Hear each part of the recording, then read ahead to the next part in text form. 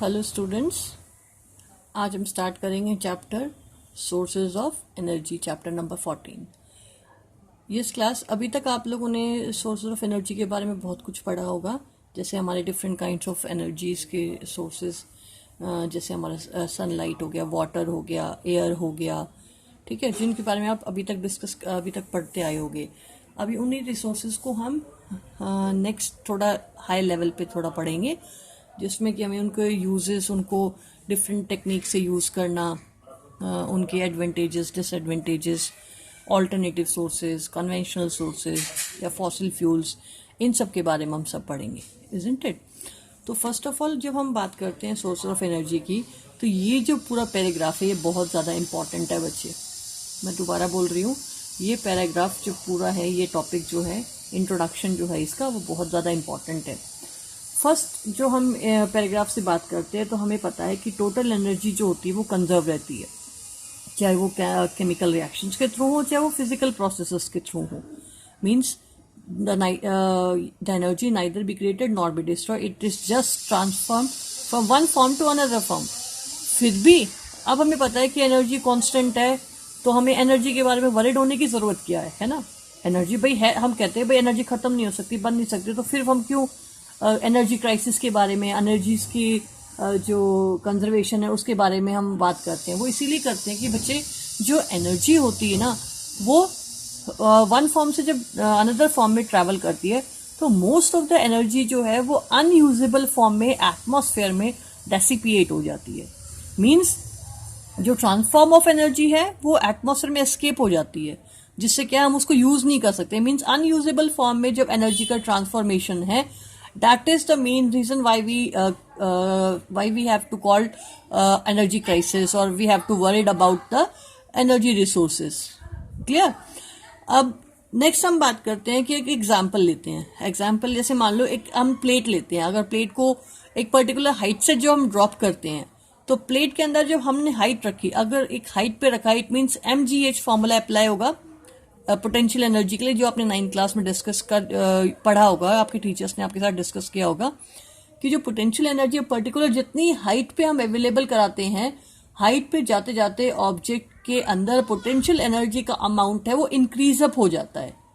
जब potential energy का amount increase up हो रहा है, इट मीन्स एक पर्टिकुलर हाइट पे, एग्जाम्पल जो लिया हो हमने, एक पर्टिकुलर हाइट पे प्लेट रखी है, उसके अंदर जितना पोटेंशियल एनर्जी है, अब that is the stored form of energy. और वही क्या होगा, जब हम उस प्लेट को एक पर्टिकुलर हाइट से गिराएंगे, तो वो पर्टिकुलर हाइट से गिराने के बाद उसकी जो पोटेंशियल एनर्जी है वो कन्वर्ट होगी डिफरेंट फॉर्म्स में। फर्स्ट ऑफ ऑल जो एनर्जी कन्वर्ट होगी वो किस में होगी, साउंड एनर्जी में, जब वो हिट करेगा ग्राउंड पे, इजंट इट। अब जो एनर्जी ट्रांसफॉर्मेशन हुआ है पोटेंशियल एनर्जी का इनटू साउंड एनर्जी, तो अल्टीमेटली जो साउंड एनर्जी है वो is a unusable form of energy, जो कि कहाँ एस्केप हो गया, एटमॉस्फेयर में। एटमॉस्फेयर में इन द अनयूजेबल फॉर्म जब एनर्जी डेसिपिएट होती है, तो that why we have to worried about the energy resources. Means we have to worried about the energy crisis, isn't it. एक अनदर एग्जाम्पल लेते हैं। If we have a candle, the process of highly if we light a candle, the process is highly exothermic, so that the chemical energy in the wax is converted into heat and light energy on burning. What other product are obtained when we burn a candle? Simple सी बात। एक second example जो हमने लिया है, तो जो हमने candle को बर्न किया, तो कैंडल एक हाईली एक्सोथर्मिक प्रोसेस है। अब कैंडल को हमने फर्स्ट ऑफ ऑल बर्न क्यों किया, वो बर्न इसीलिए किया बच्चों, ताकि हमें क्या रिक्वायर्ड हो, लाइट एनर्जी है वो अवेलेबल हो। बट लाइट एनर्जी के साथ साथ हमें और एनर्जी क्या, जो कैंडल की जो केमिकल एनर्जी वो कन्वर्ट हो रही है लाइट एनर्जी में, लेकिन इसके साथ साथ हीट एनर्जी में भी कन्वर्ट हो रही है। इसके साथ साथ बाय प्रोडक्ट्स भी बन रहे हैं, जो बर्निंग ऑफ कैंडल से प्रोडक्ट बनेंगे वो। तो अल्टीमेटली जो एनर्जी कंजर्वेशन है वो मेजरली अनयूजेबल फॉर्म में ज्यादा है। और यूजेबल फॉर्म कौन सी है, सिर्फ उसकी लाइट एनर्जी। हमने कैंडल को बर्न किया because to get light energy, but with the light energy number of जो एनर्जी, द एनर्जी है which is converted in number of forms which are not in use, जैसे heat energy जो कि dissipate हो जाएगी atmosphere में। हम बात करेंगे जो प्रोडक्ट्स बनेंगे वो प्रोडक्ट्स है वो अनयूजेबल, हमारे लिए कोई यूजेबल नहीं है, एटमॉस्फेयर में एस्केप हो गया वेपर्स की फॉर्म में उसका, ठीक है। तो अल्टीमेटली क्या हुआ, मेजरली जो अनयूजेबल फॉर्म ऑफ एनर्जी है वो एस्केप हो जाता है और हमें एनर्जी क्राइसिस को फेस करना पड़ता है। अब हमने दो प्रोसेस टोटली देखा, the total energy during a physical और chemical process remains same, but the suppose we consider burning of candle. हमें पता है, अब हमने एक फिजिकल एग्जांपल देखा, एक केमिकल एग्जांपल देखा। फिजिकल एग्जांपल क्या देखा, हमारा पोटेंशियल एनर्जी वाला जो ड्रॉपिंग अ प्लेट, और केमिकल एनर्जी वाला एग्जांपल हमने देखा लाइट बर्निंग ऑफ या लाइटनिंग ऑफ अ कैंडल। दोनों केसेस की अगर हम बात कर रहे हैं तो हमें पता है कि फिजिकल और केमिकल प्रोसेस दोनों के अंदर जो एनर्जी है वो क्या होगी, एक फॉर्म से दूसरे फॉर्म में ट्रांसफर हो रही है, ठीक है। जैसे एग्जांपल हमने बात की, suppose we consider burning of candle again, we can somehow put together the heat and light energy along with the products of the reaction to get back the chemical energy in the form of wax. It means क्या है, जो burning of candle reactant side और जो product side है उसमें total amount of energy अगर हम बात कर रहे हैं ऐड करके वो सिमिलर रहेगा, बट जो हमने प्रोडक्ट्स को जो ऐड किया है वो एनर्जी क्या है, मोस्टली अनयूजेबल फॉर्म में रह जाती है, ठीक है। So we have to consider about the energy crisis. Next एक और एग्जाम्पल देख लो, let us consider another example. Suppose we take 100 ml of water which has a temperature of 348 means 75 degree and leave it at a room temperature where the temperature is 298 Kelvin means 25 degree. अगर हम दोनों की बात करते हैं, मान लो हमारे पास है 100 ml of water, उस 100 ml of water जो कि कितने टेम्परेचर पे है, अप्रॉक्स 75 टेम्परेचर पे है, डिग्री सेल्सियस पे, और अगर हम कैल्विन की बात करें दैट इज कॉल्ड 348 कैल्विन। अगर हम उसको रूम टेम्परेचर पे जो देते हैं तो उस टेम्परेचर जो रूम टेम्परेचर कितना है, approx 25 degree, and leave it a room where the temperature is 25 degree means 298 kelvin. जो 25 डिग्री टेम्परेचर है तो अल्टीमेटली जो वाटर का टेम्परेचर वो कहाँ एस्केप होगा, लोअर टेम्परेचर वाले एरियाज में, मीन्स इन द रूम। तो अल्टीमेटली जो हीट एनर्जी है वाटर की वो कहाँ एस्केप हो गई, एटमॉस्फेयर में, और अनयूजेबल फॉर्म में एस्केप हो गई, ठीक है। तो हम उसको यूज भी नहीं कर सकते again. what will happen if there any way of collecting all the heat lost to the environment and making the water hot once it has cooled down means, अब वापस से अगर हम ये कहा जाए कि एटमॉस्फेयर से वापस से कलेक्ट करो हीट जो लॉस हुई एटमॉस्फेयर में और वापस से उस वाटर को हॉट करने में यूज कर लो, ऐसा हो सकता है? No, means it is dissipated in the unusable form. So next, in any example we have considered, we will see that energy in the usable form is dissipated to the surrounding in less usable form. बहुत important line है। अगर हम बात कर रहे हैं energy के बारे में, इन द यूजेबल फॉर्म जो एनर्जी है वो डिसिपेट हो जाती है किसमें, सराउंडिंग्स में, in less usable form. That is the main reason. That is the main reason. That's why we have to discuss about the energy crisis, or the we can say we have to worry about the energy. Okay. Next, hence any source of energy we use to do work is consumed and cannot be used again. So this paragraph is important. अगर आप one word की बात करते हो तो एक 1 marks question ये हो गया कि अगर हम ड्रॉप कर रहे हैं प्लेट को तो उसकी कौन सी एनर्जी किस में कन्वर्ट हो रही है, तो हम कहेंगे potential energies get converted into sound energy. First हो गया। सेकंड, अगर हम बात करें कि बर्निंग कैंडल की बात करें तो बर्निंग कैंडल पे जो एनर्जी है वो किस में कन्वर्ट हो रही है, heat energy, light energy and the by product form by the burning of the candle, isn't it? Next, अगर हम बात कर रहे हैं कि वाई, अगला क्वेश्चन है why we need about to worry about the energy resources. So वो इसीलिए because energy neither created nor destroyed, yes we know, but the energy conversion takes place in unusable forms, means जो energy conversion हो रहा है वो उसमें energy है वो unusable form में ज्यादा convert हो रही है conversions processes में, ठीक है, जिसमें कि हम सराउंडिंग में जो escape हो जाता है उस सराउंडिंग से हम अगेन उसको गेट नहीं कर सकते और अगेन यूज नहीं कर सकते। That's why we have to worried about the resource energy crisis, isn't it clear class? Now अब हम एनर्जी के बारे में बात कर रहे हैं तो फर्स्ट ऑफ ऑल हम जब, क्योंकि सोर्स ऑफ एनर्जी की बात है तो अब हम बात करेंगे सोर्स जो कि गुड सोर्स ऑफ एनर्जी के को डिफाइन करते हैं कि भाई एक गुड सोर्स ऑफ एनर्जी क्या है जो एनर्जी प्रोवाइड करे। तो हम good source of energy daily life की बात करते हैं तो हम देखो बहुत सारे रिसोर्सेज यूज करते हैं. What can then we consider good source of energy. We in our daily life use energy from various sources for doing work. We use diesel to run our trains. We use electricity to light our street lamps, or we use energy in our muscles to cycle a school. हम different form of energies की बात कर रहे हैं. हम diesel की बात कर रहे हैं. Diesel is a source. Electricity is a source. Or muscles is a source. Means our muscular energy is a source, isn't it? अब अगर हम notice कर रहे हैं, the muscular energy for carrying out physical works, electrical energy for running various appliances, chemical energy for cooking or running a vehicle, all comes from some source. ठीक है. We need to know how do we select the source needed for obtaining the energy of the usable form. तो हमारे पास एक important question आ गया कि कौन कौन से ऐसे how do we select the source need to obtain energy. कि भाई हम किस फॉर्म ऑफ एनर्जी को यूज करें, वो किस चीज पे डिपेंड करेगा. बहुत इंपॉर्टेंट है. वो डिपेंड करेगा how much heat does it release on burning, कि जो हमारा रिसोर्स है अगर बर्न करता है तो कितना एनर्जी, कितनी हीट वो रिलीज अप करेगा. सेकेंड एग्जाम्पल की हम बात करते हैं, does it produce a lot of smoke. क्या वो बहुत सारा पोल्यूशन तो क्रिएट नहीं कर रहा है, एटमॉस्फेयर में पोल्यूशन तो नहीं क्रिएट कर रहा है. Next, it is easily available. क्या वो रिसोर्स जो है, जब वो सोर्स ऑफ एनर्जी जो है वो इजीली अवेलेबल है या नहीं है, इजीली एक्सेसिबल है या नहीं है. Is it clear? These are some factors on which we can select a particular fuel. Is it? Now अब यहाँ पे देखो मैंने बताया, we can see that the particular source of energy और fuel we select for performing some work depend on many factors. Many factors कौन से? These are the factors.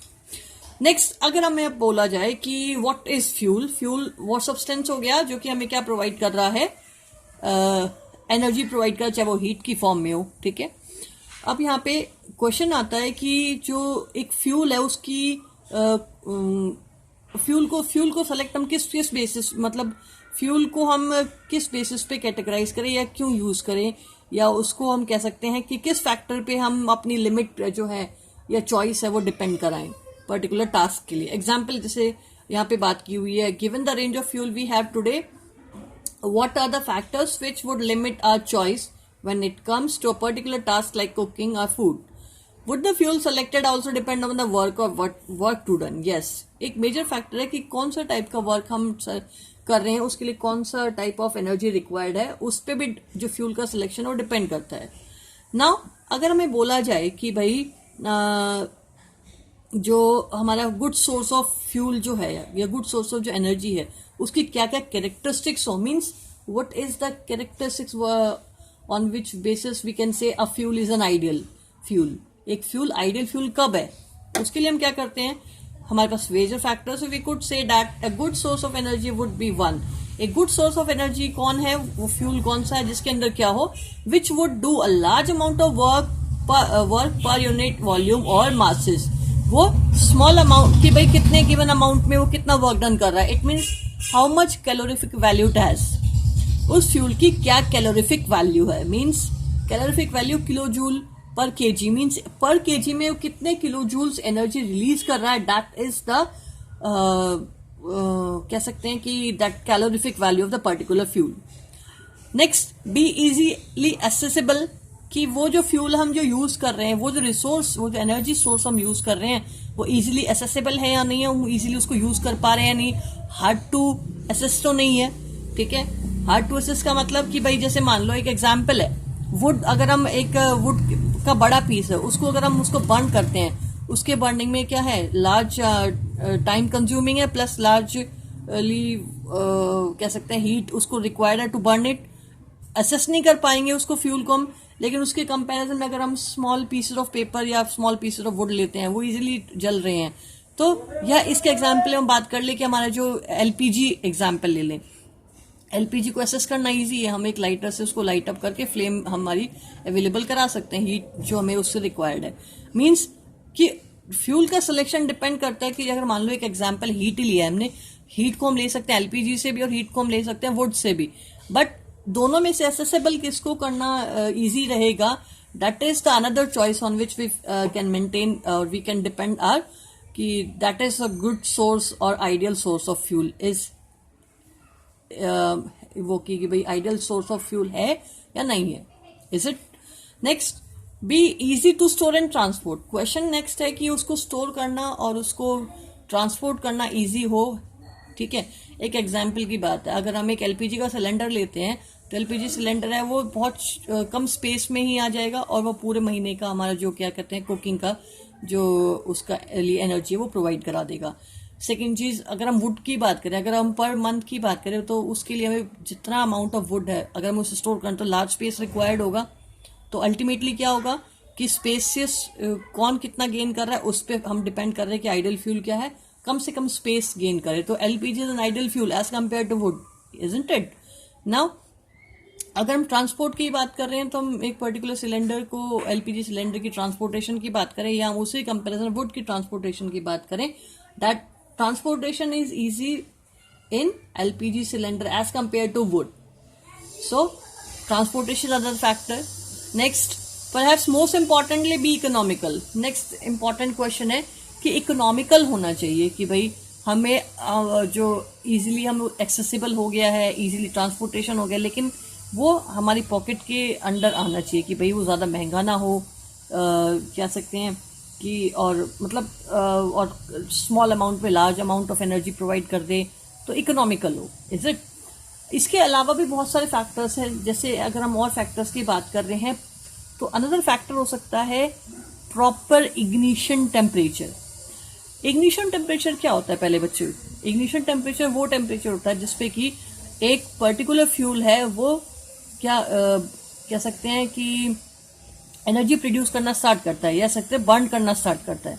The temperature at which a particular fuel starts burning and that temperature is called the ignition temperature.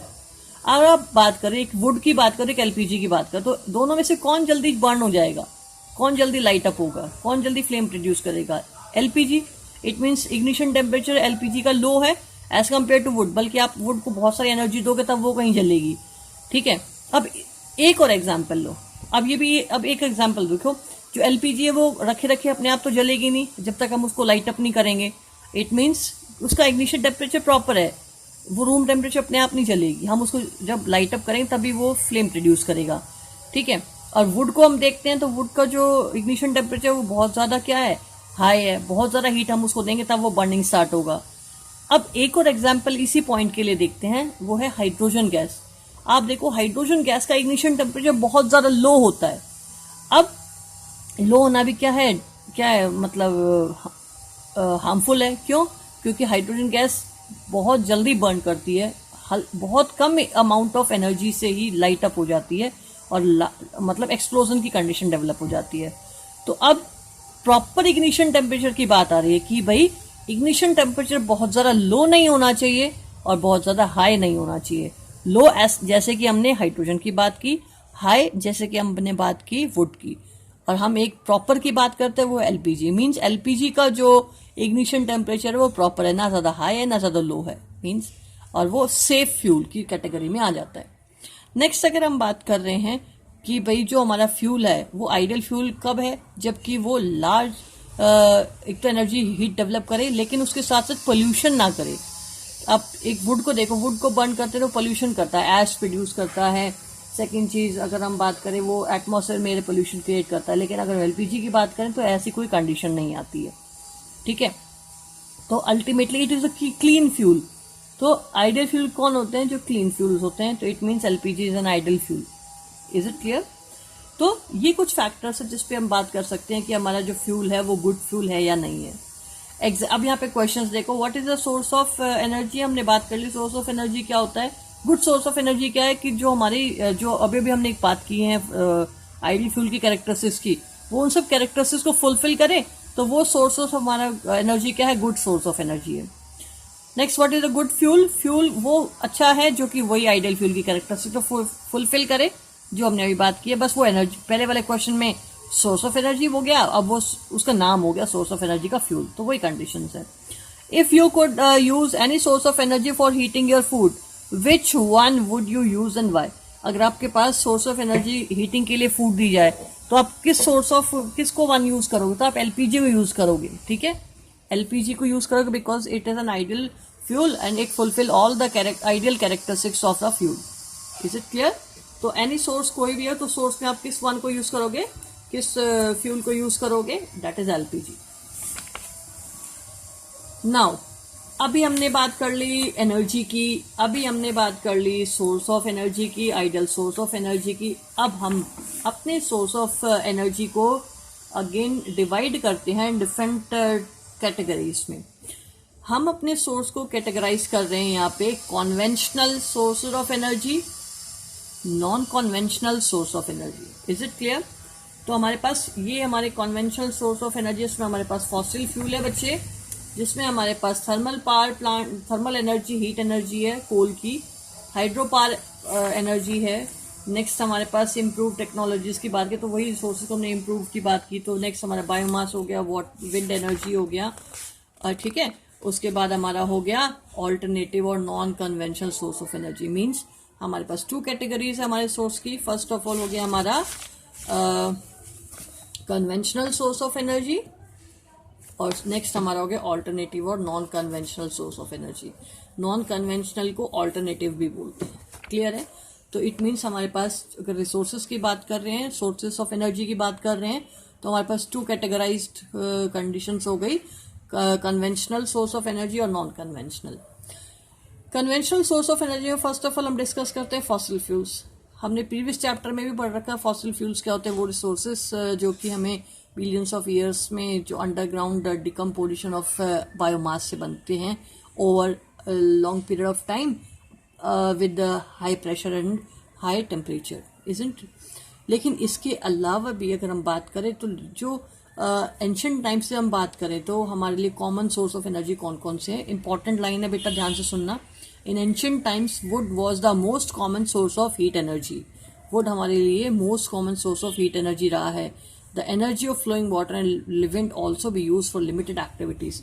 इसका मतलब would यहाँ पे एक example ले लिया, यहाँ पे हमारा वाटर ले लिया और हमारा विंड ले लिया। ये 3 ऐसे मेजर, अभी बच्चे बहुत सोचते हैं कि कॉन्वेंशनल सोर्स का एनर्जी का मतलब है जो एग्जॉस्टेबल हो जाए और जो नॉन रिन्यूएबल हो, है ना? जैसे यहाँ पे लिखा हुआ है बच्चे ने, ये किसी बच्चे की बुक है।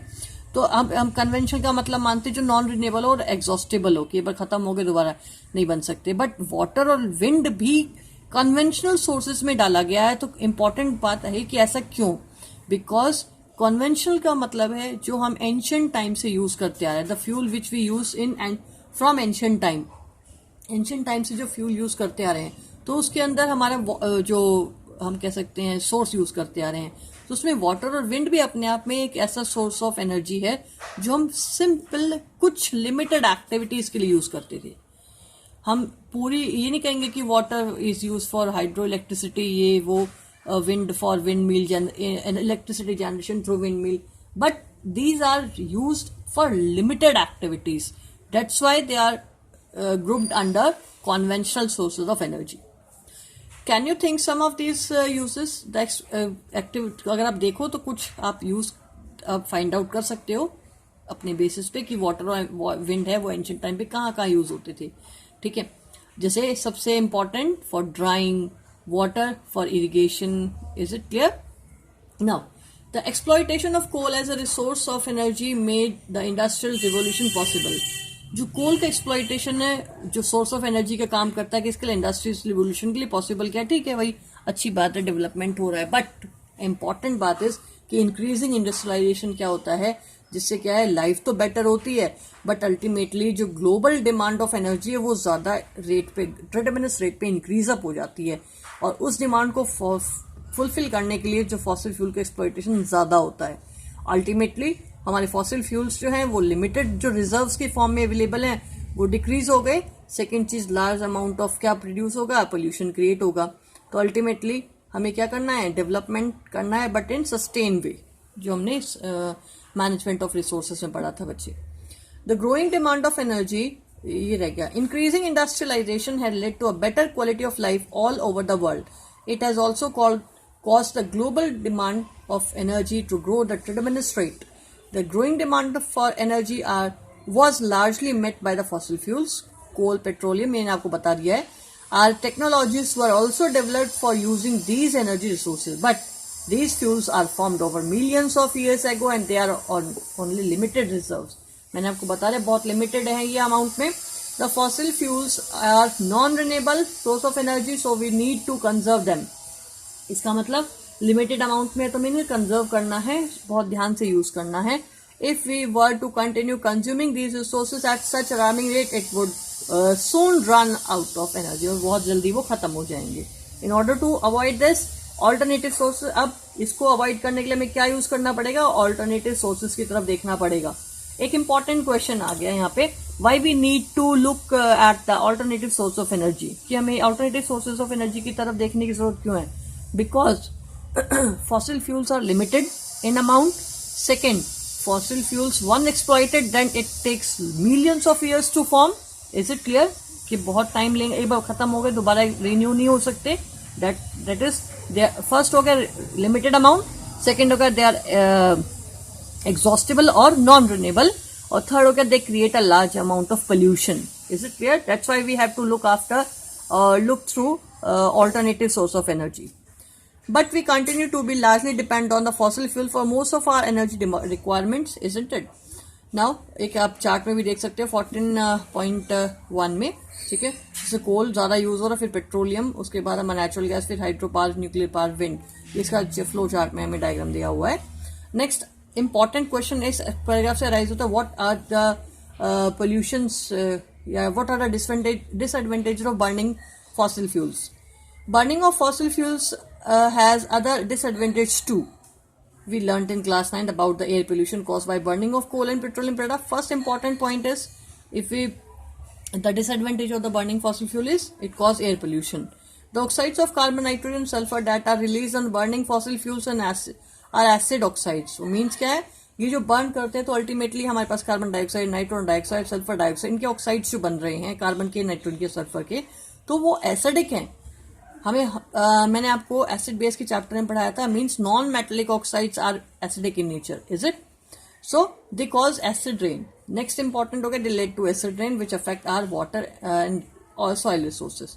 Next, in addition to this problems of air pollution, recall the green house effect, means it cause global warming like carbon dioxide, the greenhouse gas, which causes greenhouse effect and which increases the temperature of the atmosphere and cause global warming. Now, the pollution caused by burning fossil fuels can be somewhat reduced by increasing the efficiency of the combustion process using various techniques. Means अगर हम आगे बात करें तो हमारे पास जो pollution हो रहा है बर्निंग ऑफ फॉसिल फ्यूल से, वो हम रिड्यूस कर सकते हैं. कैसे रिड्यूस कर सकते हैं, इंपॉर्टेंट बात है, bye increasing the efficiency of the combustion process. Means कि जो हम फ्यूल को यूज कर रहे हैं वो फ्यूल कंप्लीटली यूज हो. आप नोटिस किया करो, कई व्हीकल्स हम रोड्स पे ऐसे देखते हैं जिसमें कि बहुत ज़्यादा पोल्यूशन निकलता है, बहुत ज़्यादा धुआं निकल रहा होता है, लेकिन कई ऐसे व्हीकल्स होते हैं कोई पोल्यूशन मतलब एटमॉस्फेयर में निकलता हुआ दिखाई नहीं देता है. इट मीन्स जिसमें से जो स्मोक वगैरह निकलती नहीं दिखाई दे रही, इट मीन्स उसमें सारा जो फ्यूल यूज हो रहा है वो कम्प्लीटली यूज अप हो रहा है. लेकिन जो दूसरा व्हीकल जिसमें स्मोक निकलती हुई दिखाई देती है, वो अल्टीमेटली उस व्हीकल में जो फ्यूल है वो कम्प्लीटली कम्बक्स नहीं हुआ है, कम्प्लीटली बर्न नहीं हुआ है. इट मीन्स अगर फ्यूल कम्प्लीटली बर्न हो तो एटमॉस्फेयर में पोल्यूशन भी कम होगा और एनर्जी सप्लाई वो इंक्रीज रहेगी. तो by increasing the efficiency of the combustion process and using various techniques to reduce the escape of the harmful gases and ash into the surrounding.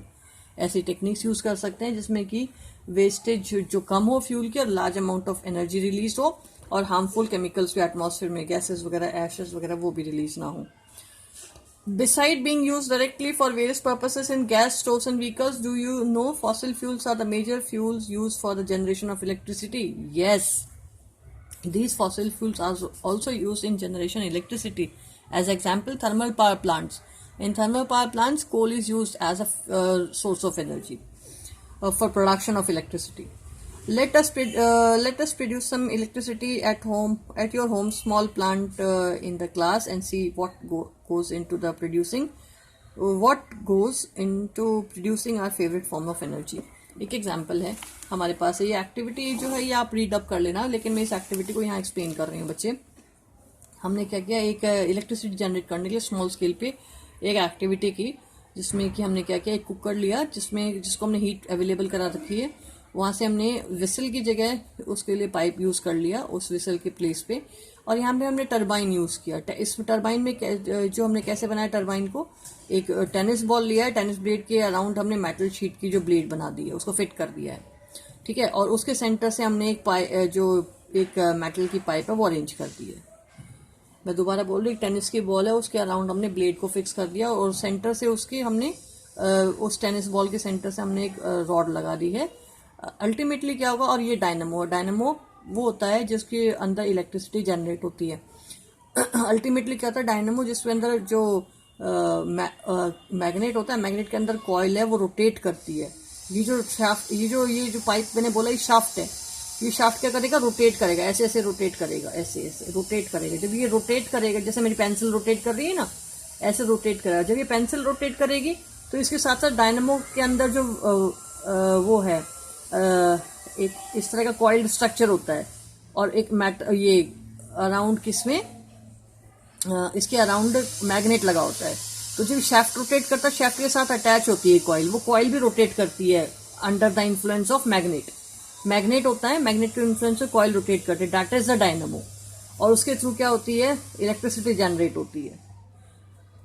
अब हमारा मेन पर्पस क्या है इलेक्ट्रिसिटी जनरेशन में, कि हम इस शाफ्ट को रोटेट कराएं, और शाफ्ट रोटेट करने से कॉइल रोटेट करेगा under the influence of magnet, that is called electromagnetic induction. The process by which electricity generated here is called the electromagnetic induction, कि electricity generation with the help of magnetism. अब हमने क्या किया, अब हमारा main purpose क्या है कि हमारे कॉइल रोटेट करे। अब उस कॉइल रोटेट करने के लिए हम चाहे जो हमारा शाफ्ट है और जो हमारा टरबाइन है उसको रोटेट करने के लिए हम स्टीम को यूज करें, चाहे आप देखो हम बाइसिकल में भी डायनामो लगाते हैं, जो हम बाइसिकलिंग करते हैं तो उसके थ्रू क्या होता है, रोटेट करता है कौन, डायनामो के अंदर कॉइल। वही कंडीशन सभी में है। तो हमने क्या किया, जो वेपर्स थी उससे हमने टरबाइन को रोटेट कराया, टरबाइन रोटेट करेगा तो उसके साथ लगे हुए शाफ्ट है वो भी इस तरह रोटेट करेगा, शाफ्ट रोटेट करेगा तो अल्टीमेटली डायनामो के अंदर लगा हुआ ये जो है कॉइल है वो भी रोटेट करेगा under the influence of magnet, और ultimately electricity generate by which bulb is glow. Is it clear? तो ये हमारा प्रोसेस हो गया। अब क्वेश्चन ये है, देखो इसमें मैकेनिकल एनर्जी थी, mechanical energy get converted into electricity. Is it clear? और वो भी कई सारे प्रोसेसेस है। Mechanical energy converted into kinetic energy converted into electricity, isn't it? Now मैं वो रीड आउट कर रही हूँ जस्ट, तो आप देख लीजिएगा। This is our turbine for generating electricity. The simplest turbine have one moving part और rotor blade, जो मैंने आपको बता दिया rotor blade जो हमारा turbine होता है, और rotor blade assembly, the moving fluid act on the blade to spin them, जो ये जो vapors है ये उसको rotate करेगा, spin करेगा, and impact energy on the rotor. Thus we see that basically we need to move the fan. Main aim क्या है कि fan rotate करे the rotor blade with speed which would turn the shaft of the dynamo and convert into mechanical energy into electrical energy. The form energy which can be necessity to the form of energy which has become a necessity in today's scenario. The various ways in which this can be done depend upon the availability of the resources. Means हमें अलग अलग types के इस तरह resources find out करने पड़ेंगे ताकि energy demand है वो फुलफिल हो सके, और जो हमारे अवेलेबल रिसोर्सेज है उन पे प्रेशर कम पड़े। ठीक है, we will see how various sources of energy can be harness to run the turbine and generate electricity in the following section. अब हम इन्हीं आगे जो पढ़ेंगे उसमें हम इन्हीं सोर्सेज ऑफ एनर्जी से क्या करेंगे, इलेक्ट्रिसिटी जनरेट कराएंगे, एनर्जी को हार्नेस करके, यूज करके। फर्स्ट ऑफ ऑल हम बात करते हैं थर्मल पावर प्लांट्स की। थर्मल पावर प्लांट्स बेटा ऐसे प्लांट है जहाँ पे जो कोल को बर्न करके हीट एनर्जी जनरेट की जाती है और उस हीट एनर्जी से इलेक्ट्रिसिटी डेवलप की जाती है। ठीक है, और ये मेजरली पावर स्टेशन में होता है। आप नोटिस करो जहाँ पे भी कोल माइंस वगैरह ज़्यादा होती है वहीं पे पावर स्टेशन लगाए जाते हैं। उसका रीज़न है कि भाई जो कोल जहाँ वहाँ से हम एसेस करते रहेंगे और वहीं यूज़ होता रहेगा। अल्टीमेटली अगर मान लो हम कोल कहीं निकल रहा है और उस प्लांट को लगाएं कहीं, तो सबसे पहले हमें कोल को ट्रांसपोर्ट करना पड़ेगा, फिर वो बर्न करेंगे, फिर इलेक्ट्रिसिटी जनरेट होगी। लेकिन हम कोल माइंस के पास ही अगर पावर स्टेशन बना देते हैं, लगा देते हैं, तो अल्टीमेटली ट्रांसपोर्टेशन का जो प्रोसेस है, कॉस्ट है ट्रांसपोर्टेशन की प्रोसेस, वो स्टॉप अप हो जाएगी. Is it? देखो, large amount of fossil fuels are burned every day in power stations to heat up water to produce steam which further run the turbine. Ultimately वही process है. वहाँ पे fuel जो कौन सा जलेगा, वहाँ पे कोल जलेगा और जो बहुत बड़े जो प्लांट्स होते हैं इनके अंदर वाटर फिल्ड होता है, वो वाटर किस में कन्वर्ट होगा? वेपर्स. और वो वेपर्स फिर से वही टर्बाइन रोटेट करेगा. डायनामो, यहाँ पे डायनामो, वहाँ पे जनरेटर्स होता है क्योंकि लार्ज स्केल पे लिया जाता है. ठीक है, और इलेक्ट्रिसिटी जनरेट होती है. बट अल्टीमेटली क्या है, जैसे यहाँ पे कुकर है, वहाँ पे बड़े बड़े बीकर्स होते हैं, बहुत बड़े लार्ज टैंक होते हैं, इसमें वाटर फिल्ड होता है. और कोल जलाते हैं, कोल से वाटर वेपर्स में कन्वर्ट होता है. वो वेपर्स फिर से बड़े बड़े पाइपलाइन के थ्रू टर्बाइंस को रोटेट करते हैं. क्लियर है? तो इसी तरह का थर्मल पावर प्लांट होता है बट ऑन लार्ज स्केल. और फिर वहीं जहाँ डायनामो है वहाँ पे क्या होता है, बड़े जनरेटर्स होते हैं जो इसी मैकेनिज्म पे, इलेक्ट्रोमैग्नेटिक इंडक्शन मैकेनिज्म पे काम करते हैं और इलेक्ट्रिसिटी को जनरेट कराते हैं. Now the transmission of electricity is more efficient than the transporting coal और पेट्रोल. बहुत इंपॉर्टेंट लाइन है कि जो ट्रांसमिशन ऑफ इलेक्ट्रिसिटी वो एफिशिएंट होता है कब? एफिशिएंट इलेक्ट्रिसिटी को ट्रांसफर करना बहुत इंपॉर्टेंट है. सॉरी, एक मिनट, मुझे बहुत शोर हो रहा है, sorry. The transmission of electricity is more, transmission electricity का एफिशिएंट है एज कम्पेयर टू किसके? ट्रांसपोर्टिंग ऑफ कोल और पेट्रोलियम. वही मैंने आपको बताया थोड़ी देर पहले कि कोल को ट्रांसपोर्ट करना इजी है या इलेक्ट्रिसिटी को ट्रांसपोर्ट करना इजी है. बताओ दोनों में से कौन इजी है? It is easy to transport electricity. अब आप क्या कर दो, पोल्स लगा दो और वायरिंग कर दो, अल्टीमेटली एक स्विच दबाओ और इलेक्ट्रिसिटी ट्रांसपोर्ट. अब बार बार बस आपको एक स्विच ऑन करना है. अगर हम थर्मल पावर प्लांट को कोल माइंस के वहीं लगाएंगे तो वहाँ से हम इलेक्ट्रिसिटी को ईजिली ट्रांसपोर्ट करा सकते हैं. लेकिन अगर हम प्लांट कहीं हो और कोल माइंस कहीं हो तो अल्टीमेटली हमें कोल माइन से पहले कोल को ट्रांसपोर्ट करना पड़ेगा, फिर इलेक्ट्रिसिटी जनरेशन कराने का पड़ेगा प्लांट्स में, थर्मल पावर प्लांट्स में. इट मीन्स कौन सा मेथड ईजी है, कौन सा ट्रांसमिशन ईजी है? Easy of transmission of electricity. ठीक है. Therefore many thermal power plants are set up near coal mine. इसीलिए बहुत इंपॉर्टेंट क्वेश्चन है कि why thermal power plants are set up near coal और ऑयल फील्ड्स. की thermal power plant को oil fields और कोल फील्ड्स के, coal mines के अराउंड ही क्यों अरेंज किया जाता है? बिकॉज क्योंकि it is easy to transmit electricity more efficiently than the transporting of coal or petroleum at the same distance. This is the main reason why these plants are established near the coal mine. Okay. The term thermal power plant is used since fuel is burned. Thermal power plant इसलिए बोला जाता है क्योंकि heat energy generate होती है with the help of fossil fuels. Since fuel is burned to produce heat energy which is converted into electrical energy. अगर यहाँ पे बात आ जाए कि थर्मल पावर प्लांट्स में कौन सी एनर्जी किस में कन्वर्ट हो रही है, तो हम यहाँ पे बात कर सकते हैं कि heat energy is get converted into electrical energy. Clear है क्लास? अब उसके बाद हम पढ़ेंगे हाइड्रो पावर प्लांट्स. कुछ जनरल पढ़ लेते हैं, फिर उसके बाद हम नेक्स्ट क्लास में इसका पूरा डिस्क्रिप्शन पढ़ेंगे. ठीक है. Another traditional source of energy was the kinetic energy. अभी हमने बात की थी kinetic energy traditional source of energy, क्योंकि हमने फॉसिल जहाँ पे बात की थी ना कि water is a ancient fuel, ancient time का वो है, सोर्स ऑफ एनर्जी है. तो वही बात हमने अभी एक्सप्लेन करी है. Another traditional source of energy जो है वो कौन है? Kinetic energy of flowing water. Kinetic energy of the flowing water और the potential energy of water at height. अगर वो वाटर किसी पर्टिकुलर हाइट पे रखा है तो उसकी पोटेंशियल एनर्जी. अगर वाटर मूव कर रहा है तो काइनेटिक एनर्जी. अगर वाटर स्टोर्ड है एक पर्टिकुलर हाइट पे तो पोटेंशियल एनर्जी. ठीक है. Hydro power plants convert the potential energy of falling water into electricity. Hydro power plants क्या होते हैं? वो प्लांट जो कि potential energy of water को convert करते हैं किसके अंदर? इलेक्ट्रिसिटी में. और वो भी कैसे?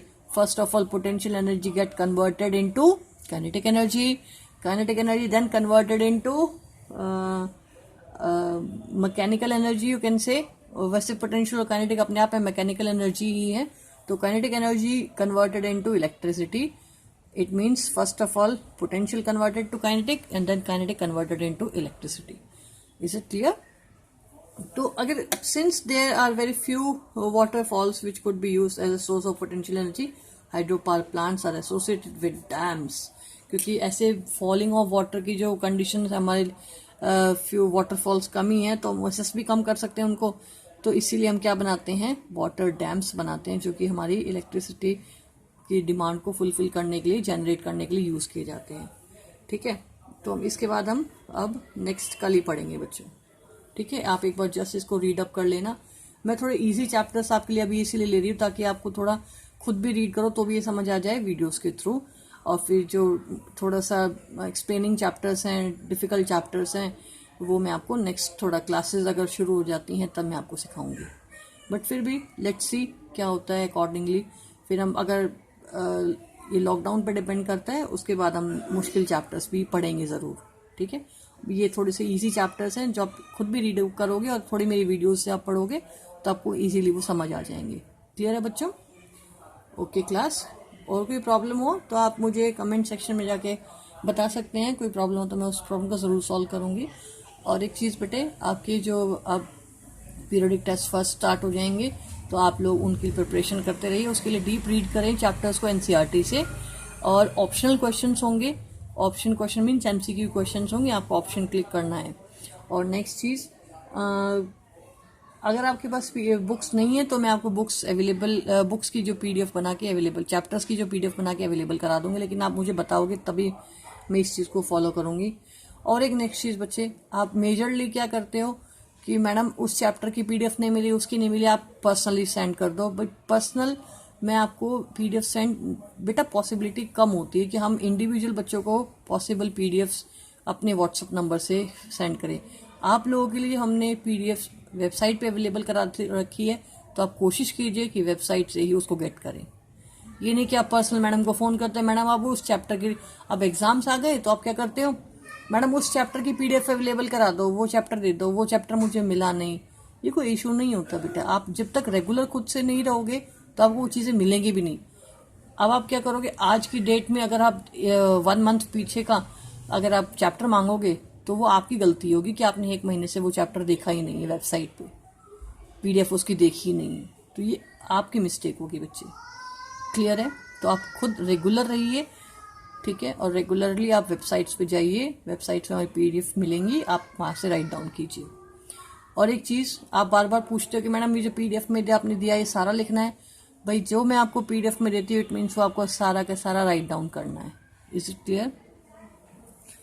ओके क्लास, फिर भी कोई डाउट है आप मुझसे कमेंट सेक्शन में जाके ऐड करके मुझसे डाउट्स पूछ सकते हैं। ठीक है, मैंने मंडे और ट्यूसडे को आपको अभी पिछले वीक मैंने आपको रिवीजन कराया है चैप्टर अपना लाइट और केमिकल रिएक्शन और इक्वेशन। वहाँ से आप रिवीजन जरूर देखिएगा तो आपको समझ आ जाएगा।